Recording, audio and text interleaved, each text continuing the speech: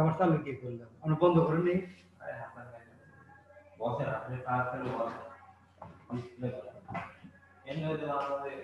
এই সরান্ত একটু মহেশা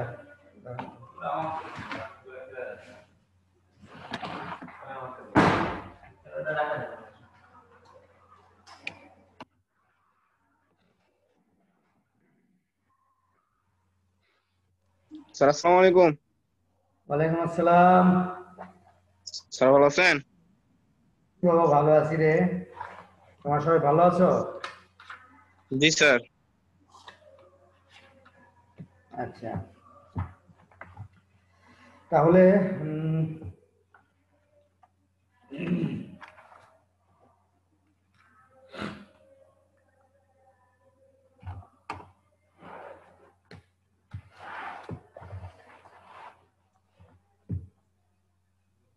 স্যার আসসালামু আলাইকুম।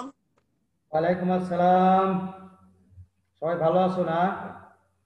স্যার আপনি কেমন আছেন? আছি ইনশাল্লাহ, ভালো আছি। আল্লাহ ভালো রেখেছেন, সুস্থ রেখেছেন। তো সবারই সুস্বাস্থ্য কামনা করে আমি আমার ক্লাসটা শুরু করি নাকি? আশা করি তোমরা সবাই ভালো আছো, আমিও ভালো আছি, আল্লাহ পাক সুস্থ রেখেছেন। গতদিন তোমাদের আলোচনা করেছিলাম ষোড়শ অধ্যায় অর্থাৎ 16তম অধ্যায়ের বাংলাদেশের সামাজিক সমস্যা ও এর প্রতিকার সমূহ। এখানে 15.1 প্রথম পার্ট যেটা ছিল সেটা কিছু মোটামুটি আলোচনা হয়ে গেছে, প্রায় কিছু একটু বাকি ছিল। সেটা হচ্ছে তোমরা 219 পৃষ্ঠাটা একটু বের করো, 219 পৃষ্ঠা। হ্যাঁ, এখানে যেমন দেওয়া আছে যে সামাজিক নৈরাজ্য ও মূল্যবোধের অবক্ষয়ের প্রভাব। গতকাল একটু ছেড়ে দিয়েছিলাম সামাজিক নৈরাজ্য ও মূল্যবোধের অবক্ষয়। আমি তোমাদের বলেছি যে সামাজিক নৈরাজ্য কি, অর্থাৎ সমাজে একটা বিশৃঙ্খলা অবস্থা, তাই না? এমন একটা অবস্থা যাতে সবাই সেখান থেকে উত্তরণের চেষ্টা করে। আর মূল্যবোধ আমরা জানি যে মানুষের ভিতরে যে নৈতিক অনৈতিক বিষয়গুলো রয়েছে, হ্যাঁ, যেগুলো ভালো মঙ্গল সুবিধাজনক, এগুলোকে বলা হচ্ছে মূল্যবোধ। এইগুলো যখন সমাজ থেকে উঠে যায় তখন সমাজের নৈতিক মূল্যবোধের অবক্ষয় ঘটে। এই অবক্ষয়ের কারণে কি কি হয়ে থাকে সমাজ জীবনে? আর সামাজিক ক্ষেত্রে নৈরাজ্য মূল্যবোধের অবক্ষয় সুদূর প্রভাব সুদূর প্রসারী। আমি একটু সরাসরি পড়াশোনাটা শুরু করে দিলাম। তোমরা একটু বইটা বের করো, 219 পৃষ্ঠা। সমাজে মূল্যবোধের অবক্ষয় ও নৈরাজ্য পূর্ণ পরিস্থিতির সৃষ্টি হলে মানুষের অধিকারের বঞ্চনা বেড়ে যায়, ঘুষ দুর্নীতিতে গোটা সমাজ অচল হয়ে পড়ে। গতকালও কিছু আলোচনা করেছি, আজকে একটু আলোচনা করি। আমার ভিতরে যদি নীতি নৈতিকতা বোধ না থাকে তাহলে কিন্তু আমি অনৈতিক কাজে সবসময় জড়িয়ে পড়বো, এটাই স্বাভাবিক।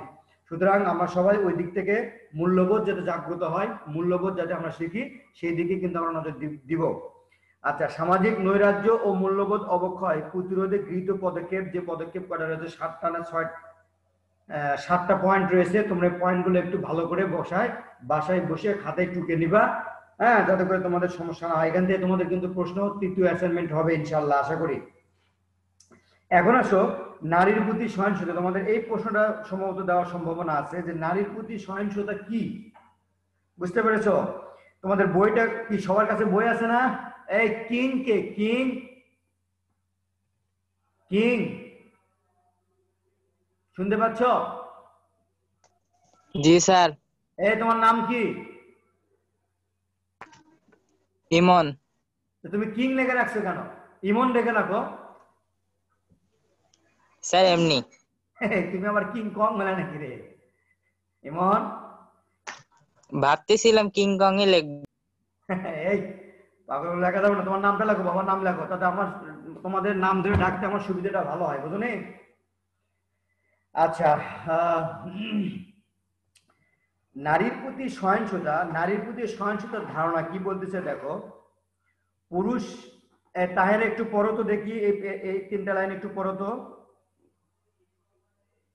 তাহেরা একটু পড়ো তো। স্যার পড়তেছি। নারীর প্রতি সহিংসতা। নারীর প্রতি সহিংসতার ধারণা পুরুষ বা নারী যে কোনো বয়সে নারীর প্রতি শুধু নারী হওয়ার কারণে যে সহিংস আচরণ করা হয় তাই নারীর প্রতি সহিংসতা। কোনো ব্যক্তি বা ব্যক্তি সমষ্টি নানা অজুহাতে নারীর আর্থ-সামাজিক, শারীরিক কিংবা মানসিক দুর্বলতার সুযোগ নিয়ে নারীর প্রতি সহিংসতা ঘটিয়ে থাকে। নারীর ইচ্ছার বিরুদ্ধে শারীরিক বা মানসিকভাবে এই নির্যাতন চালানো হয়। এই সহিংস আচরণ বাড়ি ঘর, রাস্তাঘাট, কলেজ, কর্মক্ষেত্র, হাট বাজার থেকে শুরু করে যে কোনো স্থানে ঘটতে পারে। গুড, ভালো। নারীর তাহলে আমরা বলতে পারলাম যে পুরুষ বা নারী কর্তৃক যে কোনো বয়সের নারী, সেটা শিশু হতে পারে, কিশোরী হতে পারে, বিবাহিত হতে পারে, যে কোনো বয়সের নারী হতে পারে, যে নারী শুধুমাত্র নারী হওয়ার কারণে যে সহিংস আচরণ করা হয় তাকে নারীর প্রতি সহিংসতা বলে। আমরা বুঝি সেটা হতে পারে হাট বাজারে, কর্মক্ষেত্রে, হ্যাঁ, রাস্তাঘাটে, দোকানপাটে, যে কোনো জায়গাতে এটা হতে পারে। কিন্তু এটুকু আমরা বুঝলাম যে শুধুমাত্র নারী হওয়ার কারণে যে সহিংসতাটা হয়ে থাকে তাকে বলা হচ্ছে নারীর প্রতি সহিংসতা। ঠিক আছে, এরপরে আসো নারীর প্রতি সহিংসতার প্রকৃতি। আমরা জানি যে কি কি কারণে বা কি কি গুণাগুণ বা কি কি বৈশিষ্ট্য থাকলে পরে এই কারণগুলো হয়ে থাকে, সে কথাটা এখানে বোঝাচ্ছে। আচ্ছা, সৌদ বলো তো দেখি তো একটু নারীর প্রতি সহিংসতার প্রকৃতিটা। নারীর প্রতি সহিংসতার প্রকৃতি। বাংলাদেশের নারীর প্রতি সহিংসতা নারীর স্বাধীনতার ক্ষেত্রে প্রধান প্রতিবন্ধক। নারীর প্রতি সহিংসতার নানা প্রকৃতি রয়েছে। নারীরা বাড়িতে শারীরিক ও মানসিক যেসব নির্যাতনের শিকার হয় তাকে বলে পারিবারিক সহিংসতা। সাধারণত স্বামী, শ্বশুরী, ননদ এবং পরিবারের অন্যান্য সদস্য দ্বারা নারী এবং এ ধরনের নির্যাতনের শিকার হয়। এসব সহিংসতার মধ্যে রয়েছে প্রহার, যৌতুক সম্পর্কিত নির্যাতন, শিক্ষা ও সম্পৃক্তির অধিকার বঞ্চনা, অত্যাধিক কাজের বোঝা চাপানো, কন্যা শিশুকে মারধর, যৌন পীড়ন প্রভৃতি। যৌন হয়রানি, নির্যাতন ও ধর্ষণ, মনগড়া ফতোয়া, এসিড নিক্ষেপ, নারী ও শিশু পাচার প্রভৃতি হল বরাবর নির্মম ও পৈশাচিক সহিংসতা। সহিংসতা। ওকে, তাহলে এখানে বলতেছে যে বাংলাদেশের নারীর প্রতি সহিংসতা নারীর স্বাধীনতার ক্ষেত্রে প্রধান প্রতিবন্ধক। নারীর প্রতি সহিংসতার নানা প্রকৃতি রয়েছে। আচ্ছা, নারীরা বাড়িতে শারীরিক ও মানসিক যেসব নির্যাতনের শিকার হয় তাকে পারিবারিক সহিংসতা বলে। তোমাদের কিন্তু এখান থেকে এই প্রশ্নটা বারবার রিপিট করে যে পারিবারিক সহিংসতা কি। তোমরা একটু ভালো করে এই প্রশ্নটা একটু মাথায় ঢুকিয়ে নাও যে পারিবারিক সহিংসতা কাকে বলে। সাধারণত স্বামী, শাশুড়ি, ননদ বা পরিবারের অন্যান্য সদস্য কর্তৃক যে নির্যাতনটা হয়, হ্যাঁ, সেটাকে বলা হচ্ছে পারিবারিক সহিংসতা। এসব সহিংসতার মধ্যে রয়েছে মারধর করা, গায়ে হাত তোলা, যৌতুক সম্পর্কিত নির্যাতন, যে বাবার বাড়িতে টাকা নিয়ে আসো, আমাকে যৌতুক দিতে হবে, শিক্ষা ও সম্পত্তি অধিকারে বঞ্চনা, ছেলেদেরকে বেশি অগ্রাধিকার দেওয়া হয় মেয়েদের চাইতে। আবার সম্পত্তির ক্ষেত্রে ছেলেদের বেশি অগ্রাধিকার দেওয়া হয়, যে মেয়েরা অল্প ধরেই হবে, মেয়েদের কত দিতে হবে না, এগুলো কিন্তু অধিকার বঞ্চনা। অত্যাধিক কাজের চাপ, মানে বোঝা চাপানো। আমরা সাধারণত কাজের মেয়েদের ক্ষেত্রে বা পরিবারের অন্যান্য সদস্যদের চেয়ে মেয়েদের ক্ষেত্রে কিন্তু এই কাজটা আমরা বেশি করে থাকি। কন্যা শিশুকে মারধর করা। কন্যা শিশুকে দেখো, বলা হয় যে কন্যা শিশু হলো বিধাতার একটা রহমত, সৃষ্টিকর্তার একটা রহমত। কিন্তু অনেক পরিবারে কিন্তু আমরা জানি যে ছেলে সন্তান চাইতে চাইতে মেয়ে সন্তানের পরিমাণটা বেশি হয়ে গেছে। সেক্ষেত্রে মা এবং ভাই হোক বা তোমার হলো বাবা হোক বা পরিবারের চাচা দাদি, অনেকেই কিন্তু নির্যাতনের শিকার হয় বা ওই শিশুকে মারে অথবা বাবা মাকে অনেক কটূক্তি করে থাকে। এগুলো কিন্তু আদৌ ঠিক নয়, কারণ এই ক্ষেত্রে আমার আর তোমার কারোই হাত এখানে নেই, এটা সম্পূর্ণ সৃষ্টিকর্তার হাত। যাই হোক, কন্যা শিশুকে এভাবে মারধর করা হয় এবং যৌন নিপীড়ন, এই কাজগুলো কিন্তু নারীর প্রতি সহিংসতার প্রকৃতি। এইসব কারণে কিন্তু এইসব ঘটনা ঘটে থাকে। যা হোক, এইসব কারণে আরো কি হয়, এসব কাজকে বর্বর, নির্মম এবং পৈশাচিক সহিংসতা বলে আখ্যায়িত করা হয়েছে। এসবের মধ্যে রয়েছে যৌন হয়রানি, যেটাকে বলা হচ্ছে ইপটিজিং। প্রধান কথা আমরা চলে আসি ইপটিজিং। ইপটিজিংয়ের অপর নামই হচ্ছে যৌন হয়রানি। কথা বুঝছো যে ইপটিজিং শব্দটি যৌন হয়রানির ইংরেজি প্রতিশব্দ। ইপটিজিং হচ্ছে লোক সমাগমপূর্ণ স্থানে পুরুষ কর্তৃক নারীদের নিগ্রহ বা উত্ত্যক্ত করা। কথা বুঝতে পারছো? তোমাদের কিন্তু এই দুটো প্রশ্ন এখান থেকে বেশি থাকে যে ইপটিজিং কাকে বলে। তোমরা এই জিনিসটা সুন্দর করে মাথায় একটু মানে গুছিয়ে নাও। গৃহ আভ্যন্তরে, কর্মক্ষেত্রে অথবা যাতায়াতের পথে কখনো নিরিবিলি স্থানে অসৎ উদ্দেশ্যে অনৈতিক সম্পর্ক স্থাপনের জন্য পুরুষ কর্তৃক নারীরা যৌন হয়রানির শিকার হয়। অনেক সময় শিশুরাও যৌন হয়রানি বা নির্যাতনের শিকার হচ্ছে। আমরা পেপার, পত্রিকা, টেলিভিশন, সংবাদ শিরোনাম যে যেখানেই দেখি এই কয়টা বিষয় কিন্তু বারবার আমাদের চোখে চলে আসে। সরকার প্রশাসন অনেক চেষ্টা করেও এগুলো কিন্তু থামাতে পারতেছে না, কেননা আমাদের নৈতিক মূল্যবোধের অবক্ষয় ঘটেছে, আমরা মানুষ পশুতে পরিণত হয়েছি। বুঝতে পেরেছো? আমাদের উচিত এ থেকে বের হয়ে আসা। আচ্ছা, ইভটিজিং থেকে আমরা সবসময় বিরত থাকবো, এবং এর দিকে এটা দুইটা দিক রয়েছে। একটা হলো আইনত দণ্ডনীয় অপরাধ, যদি কেউ ধরা পড়ে বা এই ধরনের কোনো কিছু হয়ে থাকে তাহলে শাস্তির ব্যবস্থা রয়েছে। পরবর্তীতে তোমার মৃত্যুর পর, আমার মৃত্যুর পর এর কিন্তু যারা যারা পরিমাণ হিসাব দিতে হবে। কাজে বাবা এইগুলো থেকে সবসময় তোমরা উঠতে বয়সের ছেলে মেয়ে সবাই সাবধান থাকবা, যাতে এগুলোর কোনো রিপোর্ট আমাদের কানে না আসে। ঠিক আছে? যে যেখানেই থাকো সাবলীল সুস্থ পরিবেশে বিরাজমান থাকো।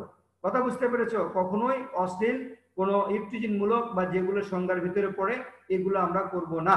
ঠিক আছে? এখন আসো ফতুয়া। তোমরা কি বোঝো ফতোয়া কি? ফতোয়া কি তোমরা জানো? আচ্ছা, ফতোয়াটা তোমরা কি আমার কথা শুনতে পাচ্ছ? জি স্যার। মিথিলা, নাকি মোবাইল রেখে চলে গেছো? জি স্যার, শুনতে পাচ্ছি। আইমান? স্যার শুনতেছি। ফতোয়া হচ্ছে গ্রাম্য, এটা একটা সম্পূর্ণ গ্রাম বা মহল্লা ভিত্তিক কাহিনী।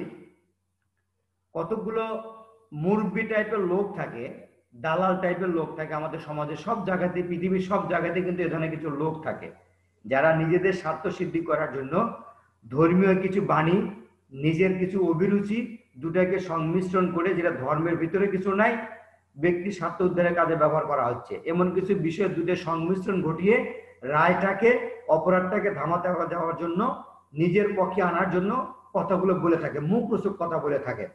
গ্রামে কিছু মাতাব্বর রয়েছে, কিছু মেম্বার, চেয়ারম্যান বা এই ধরনের কোনো ব্যক্তিত্ব রয়েছে, যারা তাদের সাথে যোগ সাজসে কাজগুলো করে থাকে, যেটা বলা হয় এটা ধর্মে আছে, কিন্তু ধর্মে কিন্তু এর কোনো বালাই নাই, ধর্মের ধ নাই ওই কথার ভিতরে। এমনি মিশে যে এটা করা যাবে না, এটা করা মেয়েদের অপরাধ, হ্যাঁ, এটা করা মেয়েদের দৌড়া মারতে হবে, এটা করলে মেয়েদের মাথার চুল কেটে দিতে হবে, এগুলোকে ফতোয়া বলা হয়। বুঝছো? নিজেদের স্বার্থ সিদ্ধির জন্য ইসলাম বা ধর্মীয় কথার সংমিশ্রণ ঘটিয়ে এই কাজগুলো করা হয়ে থাকে, যেটা সম্পূর্ণ নারী নির্যাতনের সাথে বেশিরভাগ সম্পৃক্ত হয়ে থাকে। বুঝতে পেরেছো? এগুলোকে বলা হচ্ছে ফতুয়া। এই ফতুয়ার কারণেই কিন্তু নারী নির্যাতনটা বেশি হয়ে থাকে। আজ থেকে 15-30 বছর আগে কিন্তু এগুলো বেশি ছিল, তবে সরকার সচেতন হওয়ার কারণে, বিভিন্ন নীতি নির্ধারকের কারণে কিন্তু এগুলো আস্তে আস্তে কমে যাচ্ছে। আশা করি এগুলো একটু জিরো কোটায় চলে আসবে। যাই হোক, এইগুলো থেকে আমরা সবসময় সচেতন থাকবো। আর একটা আছে এসিড নিক্ষেপ। এটা এর আগে, কিছুদিন আগে, এটা কিন্তু বিরাট, এখন যেমন বাংলাদেশে নারী নির্যাতনের ঘটনাটা বেশি ঘটতেছে, এরকম অ্যাসিড নিক্ষেপ এটা কিন্তু কিছুদিন আগে বিরাট একটা সমস্যা ছিল, যেটা আস্তে আস্তে ইনশাল্লাহ কমে আসতেছে। আশা করি এটাও জিরো জিরো টলারেন্সে চলে আসবে। এই অ্যাসিড নিক্ষেপ এর একটা বিরাট শাস্তি, মৃত্যুদণ্ড, যাবজ্জীবন কারাদণ্ড কিংবা অর্থদণ্ড ব্যবস্থাও করা কিন্তু হয়েছে। এগুলো থেকে আমরা বিরত থাকবো। নারী ও শিশু পাচার, আমরা জানি যে পাচার কথাটা আসলে, পাচার কথাটা, এই কথাটা আসছে ক্রয় বিক্রয় থেকে। বুঝতে পারছো? যে কোনো দ্রব্য যখন ক্রয় বিক্রয় করা হয়, একজনের কাছ থেকে কিনে আরেকজনের কাছে হস্তান্তর করা হয়, সেটাকে সাধারণত ক্রয় বিক্রয় বা পাচার বলা হয়। কিন্তু পাচার কথাটা আরো একটু ডিপলি যদি বলা হয়, সাধারণত অসৎ উদ্দেশ্যে, হ্যাঁ, এই কথাটা সাধারণত কি বলা হয়, মানুষের ক্ষেত্রে এই কথাটা, এই পাচার কথাটা সম্পৃক্ত। দ্রব্য বা বিভিন্ন জিনিসপত্র এগুলোর সাথে কথাটা অতটা সম্পৃক্ত না, এগুলোর সাথে ক্রয় বিক্রয় কথাটা সম্পৃক্ত, কিন্তু পাচার কথাটা বেশিরভাগ মানুষের বা জীবজন্তুর ক্ষেত্রে এটা হয়ে থাকে। যা হোক, এক দেশ থেকে আরেক দেশে বা এক জাতি থেকে আরেক জাতিতে যখন কোনো অসৎ উদ্দেশ্যে মানবকে বিক্রি করা হয়, মানুষকে বিক্রি করা, সেটা ছেলে হোক, মেয়ে হোক, বিবাহিত হোক, অবিবাহিত হোক, যে বয়সীরই হোক, কোনো অসৎ উদ্দেশ্যে যখন বিক্রি করে দেওয়া হয়, তখন তাকে সাধারণত পাচার বলা হয়ে থাকে।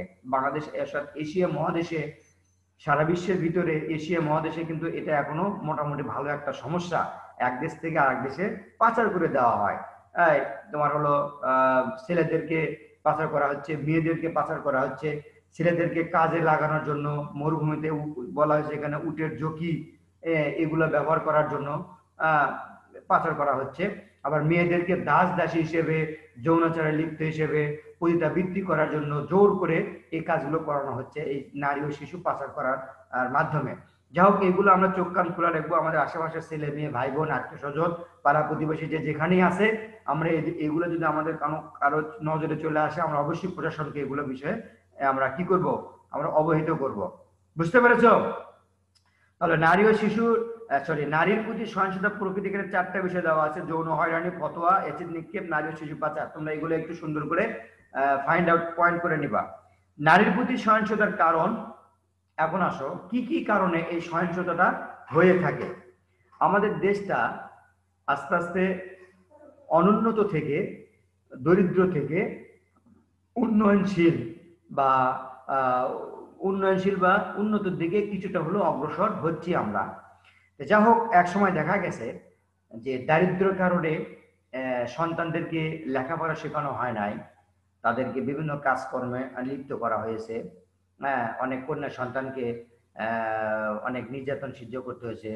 যেমন ধরো, বিয়ে শাদীর একটা ব্যাপার থাকে, তাদেরকে আমাদের একটা সমাজে প্রচলিত নীতি আছে যে সেটা হলো কি যৌতুক প্রথা। এই যৌতুক প্রথার কারণে অনেক পরিবার ভেঙে গেছে, অনেক মেয়ে আত্মহত্যা করেছে, অনেক মেয়ে কি করেছে যে নির্যাতনের শিকার হয়েছে। এই দারিদ্রতাই হচ্ছে সাধারণত নারীর প্রতি সহিংসতার মূল কারণ। আবার দেখো, বাংলাদেশের অনেক গ্রাম অঞ্চলের মেয়েরা শহরের কর্মসংস্থানের জন্য পোশাক শিল্পে নিহিত রয়েছে। ওখানে কিন্তু ওরা মোটামুটি ভালো একটা নির্যাতনের শিকার হয়। কথা বুঝছো? মানে থাকা, খাওয়া, বাসস্থানের অভাব, চাপাচাপি করে বসবাস করা, বিভিন্ন কারণে ঊর্ধ্বতন কর্মকর্তা কর্তৃক নিম্নতর কর্মচারীদেরকে একটা নির্যাতনের শিকার মোটামুটি একটা সিস্টেমেটিক্যালি হয়ে থাকে। যাই হোক, এগুলো কিন্তু একটা কারণ। মূল কথা যে দারিদ্রতা, যদি আমাদের দেশের দারিদ্রতা না থাকতো, তাহলে সব দেশের দারিদ্রতা থাকে, কিন্তু আমাদের দেশে একটু পরিমাণটা বেশি। আস্তে আস্তে এগুলো কমে আসতেছে। এই দারিদ্রতার কারণে কিন্তু এই নারী ও শিশু নির্যাতনের পরিমাণটা বৃদ্ধি পায়। মূল কারণটা হচ্ছে দারিদ্র। কথা বুঝতে পারছো? যা হোক, তারপরে এইগুলো দূর করার জন্য আইন সালিশ কেন্দ্র গঠন করা হয়েছে, ব্রেক ইন দ্য সাইলেন্স, এগুলো প্রতিষ্ঠা করা হয়েছে, বিভিন্ন সালিশি কেন্দ্রগুলো প্রতিষ্ঠা করা হয়েছে। আস্তে আস্তে এগুলো তাদের ভূমিকাগুলো গুরুত্বপূর্ণ ভূমিকা পালন করতেছে। আশা করি এগুলো একটু জিরো টলারেন্সে চলে আসবে।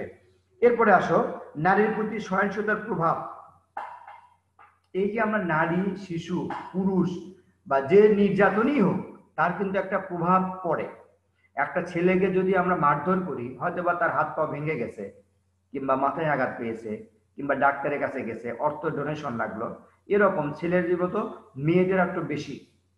কারো যদি আমরা এসিড নিক্ষেপ করি, তার একটা অঙ্গহানি হয়ে থাকে, তার একটা সমস্যা হয়ে থাকে। আবার যদি তাকে মারধর করা হয়, তার হাত পাও ভেঙে যেতে পারে, সে পঙ্গু হয়ে যেতে পারে, তাই না? মানসিকভাবে বিপর্যস্ত হতে পারে, শারীরিকভাবে পঙ্গুহানি হতে পারে। এমনকি একসময় দেখা যাচ্ছে সে এগুলো সহ্য করতে না পারে কি আত্মহত্যা পর্যন্ত করে থাকে, তাই না? এগুলো স্বাভাবিক জীবনে কিন্তু সে অস্বাভাবিক আচরণ করতে থাকে। এগুলো কিন্তু নারী নির্যাতনের একটা হলো প্রভাব। এখানে বেশ কয়েকটি পয়েন্ট দেওয়া আছে, যেমন অঙ্গহানি, শারীরিক ও মানসিক স্বাস্থ্য ক্ষতিগ্রস্ত হয়, আত্মহত্যা পর্যন্ত করে, স্বাভাবিক জীবনযাপনে ব্যাহত হয় এবং অর্থনীতিতে ক্ষতিগ্রস্ত হয়। এগুলো কিন্তু মোটামুটি একটা নারী ও শিশু নির্যাতনের প্রভাব। এগুলো থেকে আমরা সাধারণত, আমরা মানুষ, আমাদের নৈতিক মূল্যবোধ রয়েছে, সৃষ্টির শ্রেষ্ঠ জীব আমরা, অবশ্যই এগুলো থেকে আমরা দূরে থাকবো। ঠিক আছে? এরপরে আসো নারীর প্রতি সহিংসতা রোধে আইনি প্রতিকার। এখন আসো, এই যে আমরা গায়ের জোরে, টাকার জোরে, অর্থ সম্পদ জোরে আমরা মানে যে সহিংসতা করলাম, এর আইন কি কি প্রতিকারমূলক ব্যবস্থা গ্রহণ করেছে? কথা বুঝতে পেরেছো? সেগুলো একটু মোটামুটি আলোচনা করি। প্রথমে আছে নারী ও শিশু নির্যাতন দমন আইন 2000। বিগত এর আগে সংবিধানে অনেকগুলো বিষয় থাকলেও সেটা কার্যকারিতা খুব কম থেকে কম দেখা গেছে, কিন্তু 2000 সালে এই একটা আইন করা হয় যে নারী ও শিশু নির্যাতন আইন দমন আইন 2000। কি কি আইন ছিল?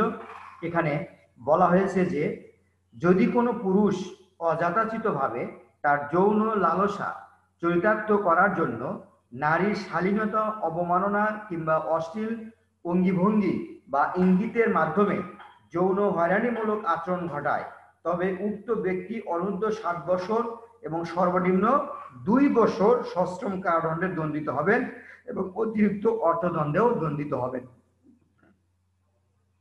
ঠিক আছে, যদি এগুলো আমাদের জানা থাকে, হ্যাঁ, তাহলে কি আমরা আর অন্যায় অপরাধ করতে পারবো? এগুলো যদি আমাদের বাস্তবে যদি পুরো ঘটানো হয়, যদি কাউকে মৃত্যুদণ্ড দেওয়া হয়, তাহলে যদি ওই যে বলা হয়েছে যে অনূর্ধ্ব 7 বছর মানে সর্বোচ্চ 7 বছর, এখন তুমি রাস্তাঘাটে দাঁড়াচ্ছ আর মেয়েদের সাথে ফাজলামো করছো, যদি ধরা পড়ে যাও সর্বোচ্চ 7 বছর, সর্বনিম্ন 2 বছর, তার সাথে অর্থ টাকা পয়সা তোমাকে কি করতে হবে?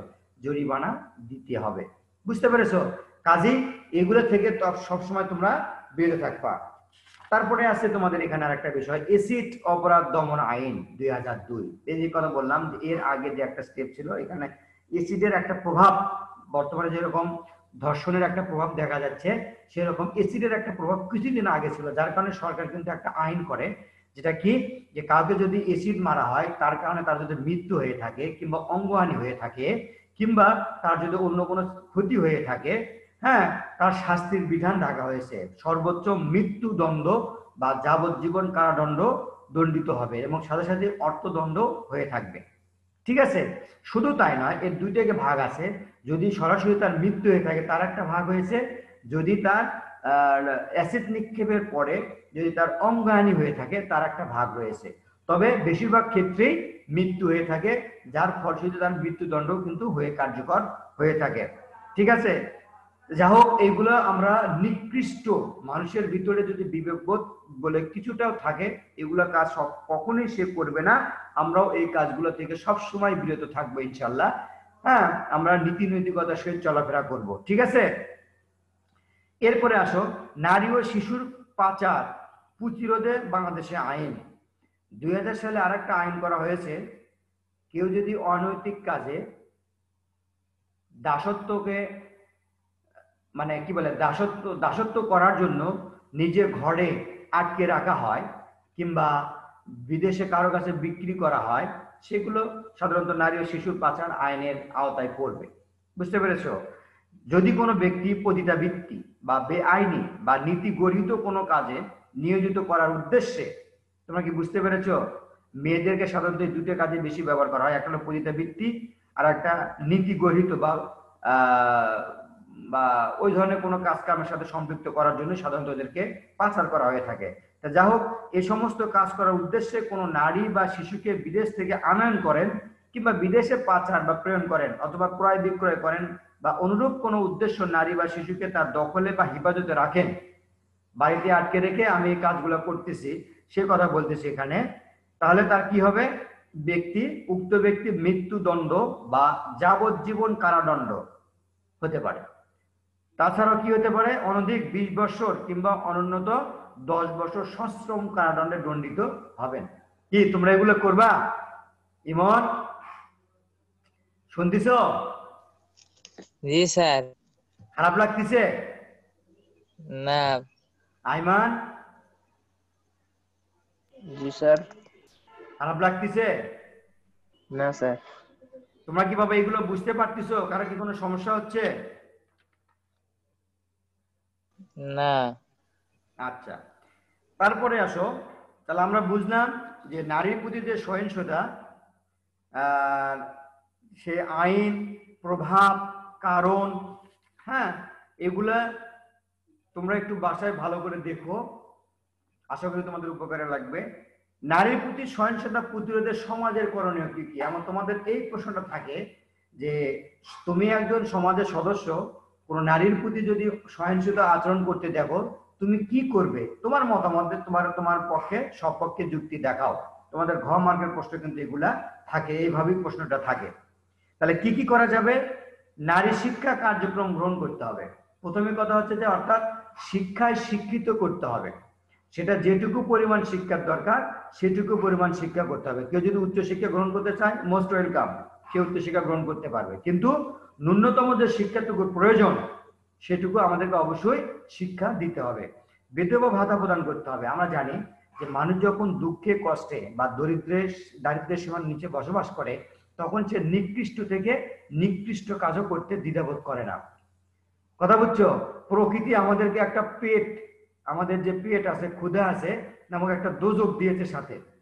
এই পেটের ক্ষুধা নিবারণের জন্য মানুষ নিকৃষ্ট থেকে নিকৃষ্ট কাজও করতে দ্বিধাবোধ করে না এই পেটের ক্ষুধা নিবারণের জন্য। এই জন্যই বিধবা বা সমাজে যারা গরিব দুঃখী অসহায় মানুষ রয়েছে তাদের কর্মসংস্থানের ব্যবস্থা কিছুটা হলেও করতে হবে। বিধবাদের মানে ভাতার ব্যবস্থা করতে হবে, যারা কিছুটা হলেও ডাল ভাত খেয়ে সমাজে বসবাস করতে পারে, যারা খারাপ কাজের সাথে জড়িয়ে পড়তে না পারে। কথা বুঝতে পারছো? নারীর জন্য ঋণ দান কর্মসূচি গ্রহণের মাধ্যমে নারীর ক্ষমতায়ন বৃদ্ধি করতে হবে। মোট কথা উমেন্স এম্পাওয়ারমেন্ট ক্ষমতাকে আমাদের বাড়াতে হবে, নারীর ক্ষমতায়ন আমাদেরকে বাড়াতে হবে। নারীদেরকে সরকার অনেক, যেমন ধরো গরু পালন, হাঁস পালন, মুরগি পালন, ছাগল পালন, ভেড়া পালন, বিভিন্নভাবে ঋণ দিয়ে তাদেরকে স্বাবলম্বী করার চেষ্টা করছে, তাদেরকে স্বাবলম্বী করার জন্য এম্পাওয়ারমেন্টকে প্রতিষ্ঠা করার জন্য করতেছে। এগুলো করার মাধ্যমে এটাকে করা সম্ভব। দ্বিতীয় বলতেছে নির্যাতন সহিংসতার ধরন ও প্রকৃতির সাথে সামঞ্জস্য রেখে আইন প্রণয়ন এর যথাযথ প্রয়োগ করতে হবে। তোমরা কি বুঝছো যে যখন যেটা হবে তার উপযুক্ত শাস্তির বিধান রেখেই আমাদেরকে আইন প্রণয়ন করতে হবে এবং সেই আইনটাকে অবশ্যই বাস্তবে যাতে প্রয়োগ করা যায় সে কাজই করতে হবে। বুঝতে পারছো? তোমরা অনেক অ্যাডাল্ট ছেলে মেয়ে, আমি সব যেটুকু বলার প্রয়োজন আমি সেটুকু তোমাদের বলতেছি, তোমরা আশা করি সবাই বুঝতে পারতেছো। পরিবারের ছেলে মেয়ে উভয়কে পারিবারিক জীবনে নৈতিক মূল্যবোধ গঠন সম্পর্কিত শিক্ষা প্রদান। এই যে বারবার যে কথাটা বলে আসতেছি সেই কথাটা এখানেও উল্লেখ করছে যে আমাদের ছেলে মেয়েদেরকে বা তোমাদেরকে যদি নৈতিক শিক্ষা শিক্ষিত করা যায় তাহলে এগুলো অটোমেটিক্যালি কমে আসবে। নারী অধিকার ও অধিকার সংশ্লিষ্ট আইন বিষয়ে সচেতনতা সৃষ্টি করতে হবে। আজকের অনেক সংগঠন গঠন করা হয়েছে নারীর অধিকার প্রতিষ্ঠা করার জন্য, কিন্তু এখানে কিছু বিষয় রয়েছে। আমাদের হলো মুসলিম শাসনে বা মুসলিম আইনে, হাদিস কোরআনে অনেকগুলো বিষয় আমাদের রয়েছে যেগুলো মেনে চললে বা ধর্মীয় শিক্ষা ধর্মীয় রীতিনীতিগুলো মেনে চললে অনেকটাই কমে যাবে, অনেকটাই কমে যাবে। কথা বুঝতে পারছো? যে নারীর প্রতি বা মেয়েদের প্রতি যে একটা সহিংসত মনোভাব, এরা যদি এগুলো কিছুটা মানা হয় অনেকটাই কমে যাবে, এটা আমি আশা রাখি। তারপরে বলতেছে নারী নির্যাতনকারীদের দৃষ্টান্তমূলক শাস্তির যে কথাটা বললাম, নারী নির্যাতন প্রতিরোধে প্রবর্তিত আইন যেমন এসিড অপরাধ দমন, এসিড বা এসিডের যেগুলো রয়েছে, বাল্য বিবাহ অধ্যাদেশ, সন্ত্রাস দমন অধ্যাদেশ ইত্যাদি যথাযথ প্রয়োগ করতে হবে। আমরা শুধু আইন প্রণয়নই করে থাকি, আইনটাকে যথাযথ বাস্তবে পূরণ করতে আমরা পারতেছি না। বুঝতে পারছো? যার কারণে কিন্তু আমাদের সমস্যাটা বারবার বেশি দেখা দিচ্ছে, আমরা আইনটাকে প্রণয়ন করতে অতটা পারতেছি না। কোনো ফাঁক ফোক দিয়ে কিন্তু অনেকেই বের হয়ে যাচ্ছে, বের হয়ে গিয়ে আবার সেই কাজগুলো পুনরায় করতেছে। কাজে এই ফাঁক ফোকরগুলো আমাদেরকে যথাযথ আইনের প্রয়োগের মাধ্যমে বন্ধ করে দিতে হবে। নারীর বিরুদ্ধে সহিংস ঘটনার প্রভাব ইলেকট্রনিক্স প্রিন্ট মিডিয়ায় প্রচার করে জনমনে সচেতনতা সৃষ্টি করতে হবে, অর্থাৎ মিডিয়ায় আমাদেরকে এগুলো প্রচার করতে হবে। নারীর প্রতি সহিংসতার প্রতিরোধে সংশ্লিষ্ট আইনের বিষয়বস্তু সহজভাবে জনসম্মুখে উপস্থাপন প্রচার করতে হবে। আমরা যে কাজটাই করি না কেন সেটা যেন মিডিয়ার সামনে চলে আসে যে সরকার এই ব্যবস্থাগুলো করতেছে, বিভিন্ন ফেস্টুন পেপার পত্রিকার মাধ্যমে এগুলো আমাদেরকে প্রচার করার কথা বলা হচ্ছে। ঠিক আছে? এই হলো মোটামুটি তোমাদের 16তম অধ্যায়ের সিলেবাস অ্যাসাইনমেন্ট মূলক। এখানে তোমাদের আর কি কারো কোনো প্রশ্ন আছে বলো তো? না স্যার। আচ্ছা বাবা, 1 মিনিট সময় আছে, নাই। 1 মিনিট সময় আছে, আমি একটু শেষ করি। তোমাদের সব কথার এক কথা, তোমরা অবশ্যই আমাদের যারা মুসলিম হও, হিন্দু হও, খ্রিস্টান হও, বৌদ্ধ হও, যে যে ধর্মেরই হোক, প্রত্যেকটা ধর্মেরই যে একটা নীতি আমাদের গ্রন্থ রয়েছে, সেই গ্রন্থ অনুযায়ী যে নৈতিক শিক্ষাগুলো আমরা গ্রহণ করবো, এতে করে আমাদের এহকালে মঙ্গল হবে, পরকালেও আমাদের মঙ্গল হবে। হ্যাঁ, এই নীতিবোধ বা নৈতিক মূল্যবোধের কথা বলেই আমি আমার ক্লাস এখানে শেষ করছি। তোমরা সবাই ভালো থেকো, সুস্থ থেকো, দেখা হবে আগামী ক্লাসে ইনশাল্লাহ। ওকে, থ্যাংক ইউ স্যার। স্যার আসসালামু আলাইকুম। ওয়ালাইকুম আসসালাম। সবাই ভালো থেকো।